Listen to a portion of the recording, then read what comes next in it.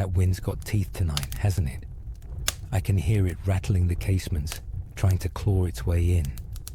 But you're safe enough here. These walls have stood for 400 years, and they'll stand for 400 more, God willing. Here, let me stoke this fire properly. There we are.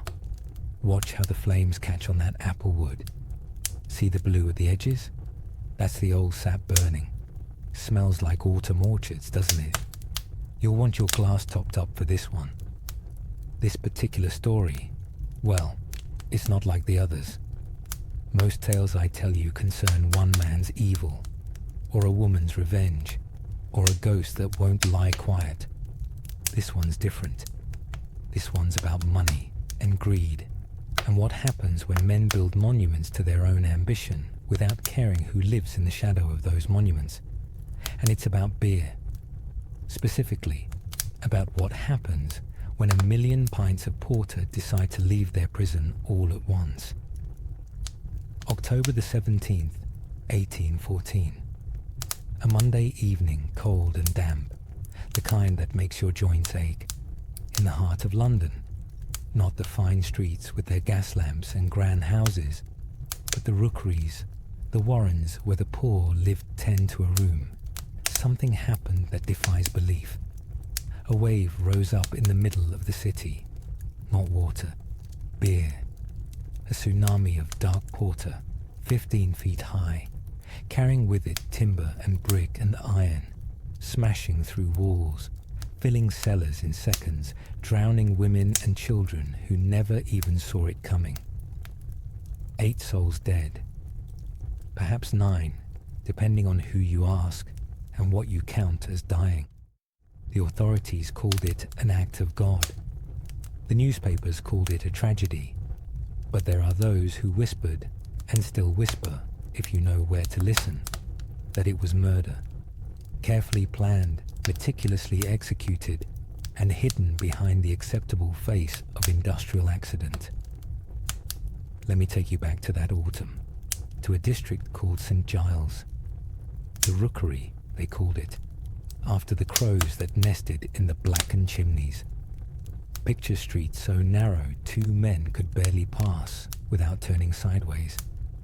Houses that had been grand once, perhaps, in the time of the Tudors, but had been carved up and subdivided until every room held a family. Every cellar served as someone's entire world. Irish labourers mostly. People who'd fled famine and persecution only to find themselves packed into basements where the daylight never reached and the damp rose through the floor like a living thing. And looming over this district, literally looming, casting its shadow across those crooked streets, stood the Horse Shoe Brewery, a cathedral of commerce, if you like, brick and iron and ambition, owned by Sir Henry Mew and his partners, men whose names appeared in the society pages and who never set foot in St Giles if they could help it.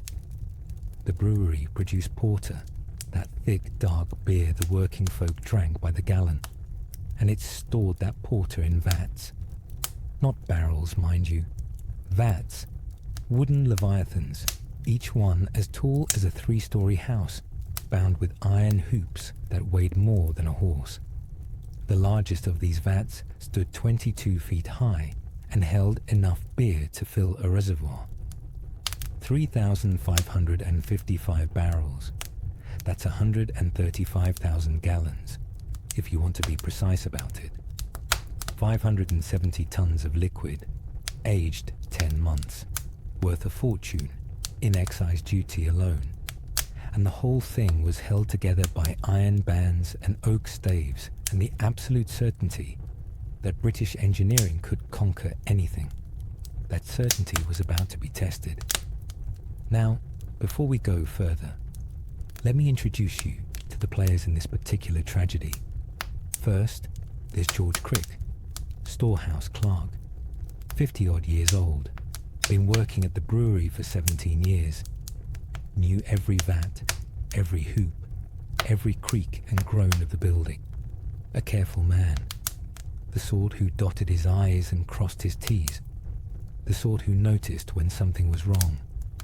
Then there's Richard Horse, landlord of the Tavistock Arms, a public house that backed directly onto the brewery. Now, Horse was facing ruin. The brewery had expanded over the years, buying up land, building new storehouses, and Horse's little establishment was being squeezed. He couldn't compete with the brewery's own taproom. He owed money to creditors who were losing patience, and he had to watch every single day as those massive vats pressed against the wall of his property, just yards from his own family's living quarters. Some men, when they're cornered, they collapse. Others lash out. Horse was the latter sort, the fires burning lower. Let me add another log before we continue, because what happens next? Well, you'll need the light. Darkness is coming, and it's black as porter. Right then, where the flames throw shadows is where the truth lives, they say. And the truth of October 17th begins 3 weeks earlier, in a conversation that took place in the dim corner of a riverside tavern, far from St Giles. Richard Horse sat across from a man whose name we don't know, a cooper, a barrel maker, one of the skilled tradesmen who maintained those great vats, a man who knew which rivets bore the weight and which could be persuaded to fail. Money changed hands. Not much. Horse didn't have much to give, but enough. Enough for a man to take a file to certain iron rivets on the lowest hoop of the great vat. Not to cut through them, you understand. That would be obvious. Just to weaken them. To shave away the metal where no one would look, where the shadows gathered thick around the base of that wooden mountain. The goal was modest. Cause a slow leak. Spoil a few hundred barrels. Cost Mew & Co. A pretty penny in wasted stock. A bit of revenge. A small wound to a giant that wouldn't even feel the cut. But metal remembers what you do to it. And rivets, once weakened, don't leak. They wait. They bear their burden in silence, the stress building day by day, until the moment comes when they simply give up. The morning of October 17th dawned grey and cold. In the brewery, the work proceeded as it always did. The great vats stood silent, sweating condensation. The porter inside them fermenting slowly, developing the dark, complex flavour that made London's working folk queue up with their jugs. George Crick arrived at 7:30, as punctual as the church bells, and began his rounds. He checked the temperature gauges, examined the wooden staves for weeping or discoloration, ran his hand along the hoops to feel for movement. Everything was as it should be. In the Tavistock Arms, Richard Horse poured his morning customers their ale and tried not to look at the brewery wall that pressed against his yard. His servant, Eleanor Cooper, 14 years old with her whole life ahead of her, was scrubbing pots at the pump outside. Cheerful girl, they said later, always singing. 4:30 in the afternoon. The light was already fading. October light dies early, leaves long shadows across the cobbles. Crick was on his rounds again when he heard it. Not a crack or a groan, just a heavy, dull thump, like a giant's footstep. He turned, and his blood went cold. One of the great iron hoops, 700 pounds of forged metal, had fallen from the vat. It lay on the brewery floor like a severed serpent, still quivering from the impact. The vat itself stood apparently undisturbed, the remaining hoops holding fast, the staves tight. But Crick knew, with the certainty that comes from 17 years of experience, that this was wrong. Hoops didn't just fall, not from properly maintained vats, not without reason. He climbed a ladder to inspect the damage. The wood where the hoop had sat was unmarked. The iron itself showed no signs of breakage. It had simply slipped. Crick pressed his ear against the oak staves and listened. Inside, 570 tons of porter shifted with the slow, patient movement of a sleeping beast. He could hear the liquid breathing. He descended and went immediately to find his supervisor. "The hoops come off the great vat," he said. "We need to." "Happens all the time," came the reply. "There's 28 other hoops holding it. Write a note to Mr. Young. He'll arrange repairs in the morning." Crick wanted to argue, wanted to say that this felt different, that the weight distribution was wrong now, that the remaining hoops were bearing a load they weren't designed for. But he was a clerk, not an engineer, and Mr. Young was in the West End, dining with investors, unreachable. So Crick did as he was told. He went to his desk and took out pen and paper. The nib scratched across the page. "Mr. Young, the hoop is down. Repair required. G. Crick." He folded the note, sealed it, and called for the messenger. The boy who arrived was new. Crick didn't recognize him. "Take this to Mr. Young's residence," Crick said, pressing a coin into the lad's palm. "It's urgent." What Crick didn't know, couldn't have known, was that the boy wasn't employed by the brewery. He'd been hired by Richard Hawes to watch and wait for this exact moment. The boy took the note, but he didn't run towards the West End. He ran to the Tavistock Arms, where Hawes stood behind his bar, fingers drumming on the wood, waiting. The boy handed him the note. Hawes broke the seal and read the words, "The hoop is down." He'd expected those words, but now that they were real, now that the thing was in motion, his hands began to shake. This was still just a leak, he told himself. A costly inconvenience for the brewery, nothing more. He paid the boy double and sent him on his way to deliver the note properly, albeit delayed. Then Hawes poured himself a brandy and tried to steady his nerves. 5 o'clock came and went.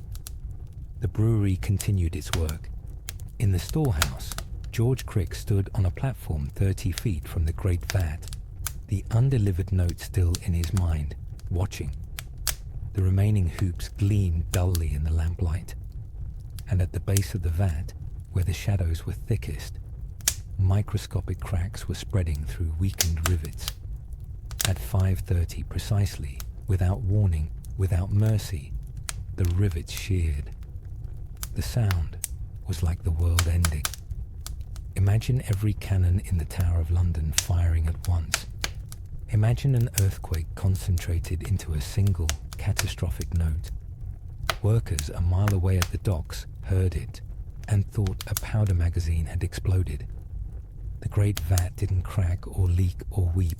It burst. The oak staves flew apart like matchsticks, and a wall of dark liquid surged outward with the force of a collapsing dam. The first thing it hit was another vat, smaller, holding 2,100 barrels. The impact shattered that vat like glass, adding its contents to the deluge. Then came the hogsheads, the storage casks, exploding in sequence like a string of firecrackers. And then the wave hit the storehouse wall. 25 feet high, 2.5 bricks thick. That wall had stood for decades. It lasted 3 seconds. The bricks blew outward in a cloud of dust and mortar, and the roof came down, beams and slate and broken masonry, riding the crest of the black tsunami as it burst into the open air. Richard Hawes, standing in his taproom, heard the roar. He had time to think, what have I done? Then the wall of his pub exploded inward. The wave hit the Tavistock Arms like the fist of God, carrying with it oak beams and iron hoops and jagged bricks. The back of the building simply ceased to exist, and Hawes was thrown across the room, stunned, bleeding, still alive. Outside, Eleanor Cooper never knew what killed her. She was at the pump, humming a tune, when the wall fell. They found her body hours later, buried under 3 tons of rubble, still clutching the handle of the pot she'd been washing. But the wave didn't stop. It couldn't stop. It was a living thing now, fed by gravity and momentum, and it poured into the narrow streets of St Giles with the hunger of something long imprisoned. New Street, George Street, the tenements with their cellar dwellings, where families huddled around tallow candles. The wave was 15 feet high and black as ink, and it carried death. In the basement of number 3 New Street, Anne Saville sat in a circle of candlelight, mourning her son. Little John, 2 years old, had died the previous day of fever, and his small body lay wrapped in linen on the table. Around Anne sat her neighbours, Mary Mulvey and her 3-year-old boy Thomas, old Catherine Butler, Hannah Banfield, all of them keeping the traditional watch, the Irish way. You don't let the dead lie alone. They heard the roar, looked at each other in confusion. Then the beer hit the house above them, and the ceiling cracked, and the black flood poured down the stairs like the river Styx. The cellar filled in seconds. No time to scream, no time to pray. Just the liquid rising over their heads, thick with hops and malt, filling their lungs. They drowned in beer at a wake for a dead child, and if there's a more bitter irony in all of London's history, I don't know it. The fire needs tending. My throat's dry from the telling. Let me wet it before we reach the end. There now. The flames are climbing again, aren't they? Reaching up like they're trying to escape the hearth. Can't say I blame them. This next part, well, it's where the horror turns to something worse. Because at least horror is honest. What came after was wrapped in law and money, and the kind of justice that only exists for men who can afford barristers. The silence came first. That's what the survivors remembered most clearly. After the roar, after the crash of timber and brick, after the screams cut short. Silence. A terrible, suffocating quiet, broken only by the drip and trickle of porter still finding its way through the rubble. Then someone shouted for help, and the street came alive. Workers from the brewery, men who'd been on the upper floors when the vat burst, who'd survived by sheer luck, came running. Residents of St Giles emerged from doorways, wading waist-deep through the black liquid that filled their streets like a foul river. And the smell, God, the smell, hot porter, fermenting in the October air, mixed with brick dust and splintered wood and something else, something coppery and wrong, the smell of death, dressed up in hops and malt. They worked through the night by torchlight. Someone had the presence of mind to call for silence, and the crowd obeyed. Not a word, not a whisper, so the diggers could hear if anyone trapped below was still breathing. They pulled Eleanor Cooper from the ruins of the Tavistock Arms at midnight, her young face grey with dust, already cold. Elizabeth Smith came next, a bricklayer's wife, found beneath a fallen beam. Then Sarah Bates, just 3 years old, so small they almost missed her in the shadows. The cellar at number 3 took longest. The stairs had collapsed, and the basement was still flooded to the ceiling. They had to bail it out bucket by bucket, the porter slopping over the rims before they could get inside. What they found there, well, Anne Saville and Catherine Butler and Mary Mulvey and little Thomas, all tangled together in the corner where they tried to climb above the rising liquid. Hannah Banfield was discovered in what had been the first floor, her body driven through a partition by the force of the wave, broken like a porcelain doll. 8 bodies laid out in the street by dawn. 8 souls who'd been alive at tea time and were gone by supper. And standing in the wreckage of his pub, trembling, blood streaming from a gash on his forehead, Richard Hawes understood with perfect clarity that he'd killed them. Not the brewery, not the vat. Him. His greed, his anger, his stupid, petty revenge. George Crick found him there staring at the body of Eleanor Cooper. The clerk's face was white as chalk, and he carried his note to Mr. Young crumpled in his fist. The messenger had dropped it in the chaos, and Crick had found it in the mud, undelivered, useless. "You knew," Crick said, his voice barely a whisper. "Didn't you? You knew that hoop would fail." Horse said nothing. What could he say? He'd wanted a leak, a minor disaster. Instead, he'd unleashed hell, and it had consumed the innocent. Eleanor, who'd worked for him, the mothers and children in the cellar, all of them dead because he couldn't bear the weight of his own failure. The inquest began 3 days later at St Giles workhouse, a grim stone building where the poor went to die slowly instead of quickly, and now it served as the courthouse for their deaths. The coroner was a man named Bedford, efficient and cold, interested in facts rather than feelings. The jury was composed of local tradesmen, butchers, drapers, men who knew the rookery and its people. They called George Crick first. He testified about the fallen hoop, about his concerns, about how he'd been told not to worry. Then they asked the question that mattered. What caused the hoop to slip? Crick hesitated. He'd been thinking about this for 3 days. About the rivets, about how they'd sheared so cleanly, about the timing. But when he spoke, all he said was, "I suppose it was the rivets, sir. None of the hoops broke. They just gave way." Had you seen this before? Hoops slip 2 or 3 times a year, sir, but never like this. They called the brewery engineers. They called Mr. Young, who arrived in a fine coat and spoke of tonnage and pressure and the unpredictability of aged oak. They called neighbours who described the wave, the destruction, the impossible speed of it all. And then they called Richard Hawes. He climbed to the witness chair like a man ascending the gallows.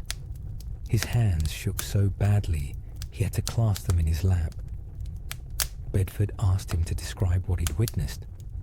Hawes spoke in a monotone, recounting the explosion, the wave, Eleanor's death. And as he spoke, sweat beaded on his forehead despite the coldness of the room. "Mr. Hawes," Bedford said, "did you have any foreknowledge of the vat's instability?" The room held its breath. Hawes's mouth opened, closed. He looked at Crick, sitting in the gallery, who was watching him with those tired, knowing eyes. He looked at the jury. He looked at the families of the dead crowded into the back rows, their faces carved from stone and grief. "No, sir," Hawes whispered. "It was an act of God, nothing more." And that, as they say, was that. The coroner's jury deliberated for 20 minutes. Their verdict: died by casualty, accidentally, and by misfortune. An act of God. No human agency, no blame, no crime. The legal term meant everything and nothing. It meant Mew and Company bore no responsibility, owed no compensation. The families received not a penny, but it also meant something else, something the jury understood even if they couldn't speak it aloud. It meant that in a city where the poor lived and died in the shadow of industry, their deaths would always be ruled misfortune, because to rule otherwise would be to admit that the entire system, the breweries and factories and warehouses that pressed against the rookeries, was built on a foundation of acceptable murder. The brewery recovered beautifully. They petitioned Parliament for relief, claiming financial hardship from the loss of their stock. Never mind that they hadn't paid for the funerals. Never mind the 8 corpses and the destroyed homes. They'd paid excise duty on that beer, by God, and they wanted it back. Parliament, in its infinite wisdom, granted them a rebate of £7,250, enough to save the firm from bankruptcy, enough to build bigger, better vats. Not wooden ones this time, they'd learned that lesson. Concrete, lined and reinforced, safe as houses. The families of St Giles learned a different lesson. They learned that their lives were worth less than the tax on spilled beer. Richard Hawes never spoke of that October evening again. He rebuilt the Tavistock Arms with the insurance money, but something had broken inside him. Customers said he'd aged 20 years in a week. He'd jump at sudden noises, go pale at the sound of rain on the roof. Some nights he'd stand in his yard, staring at the spot where Eleanor died, his lips moving in silent conversation. Within 2 years, he'd sold the pub and disappeared. Some say he drank himself to death in a lodging house in Southwark. Others claim he took holy orders and spent his remaining days in a monastery, praying for forgiveness. The records don't say. Perhaps he found peace. Perhaps he didn't. Perhaps there are sins too large for any penance. George Crick stayed at the brewery until his retirement, faithful to the end, but he never went near the great vats again. Requested a transfer to the bottling house, where the containers were small and manageable and couldn't drown anyone. When he died in 1832, his effects included a single piece of paper, folded and refolded until it was nearly transparent. A note that read, "Mr. Young, the hoop is down. Repair required." The district of St Giles lingered on for another 50 years before the reformers finally tore it down and rebuilt it as New Oxford Street, clean, wide, respectable. The rookery was erased, and with it, the memory of the people who'd lived and died there. But the brewery remained. The Horse Shoe Brewery stood until 1922, when it was finally demolished.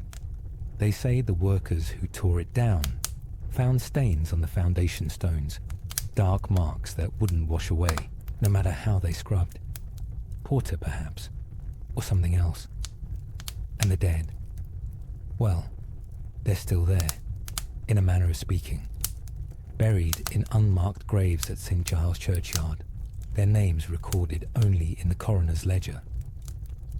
On quiet October evenings, when the mist comes up from the Thames and the temperature drops, people walking along New Oxford Street sometimes report a smell, hops and malt and something rotten underneath. Some hear rushing water where no water runs. And there are those who swear they've seen a young girl in an old-fashioned dress, standing at the corner where the Tavistock Arms once stood, washing invisible pots at a pump that hasn't existed for a century. The fire's dying again, and I think it's time we let it. You'll be wanting to head home before the hour gets too late, and I've kept you long enough with tales of drowned children and murderous landlords, and the kind of justice that favours those who can afford its price. But before you go, let's raise a glass, not to the brewery that escaped blame, or the landlord who escaped justice, or even the clerk who tried to warn them. Let's drink to the 8 souls, 9 if you count the man who allegedly drank himself to death on the free porter in the streets, though that's probably just a story, to Eleanor Cooper and Mary Mulvey, and little Thomas and Hannah Banfield, and all the rest whose names we remember only because they drowned in beer on an October evening when the hoops failed and the wave came. To the forgotten dead of St Giles, who learned too late that when you live in the shadow of giants, you'd best pray they don't fall on you. Now off with you. The night's drawing in, and you've a fair walk ahead. Mind how you go, and if you smell hops on the wind, well, best quicken your step. Some disasters don't stay buried, no matter how many years pass. And if you're ever tempted to think that accidents are truly accidental, that industry kills only by misfortune, never by design, remember Richard Hawes and his weakened rivets. Remember that sometimes murder hides behind the mask of mechanical failure. Remember that act of God is just another way of saying we choose not to punish the guilty. Safe travels, and don't drink too much porter on your way home. You never know what might be floating in it. You've been listening to British Pub Law. Mind how you go.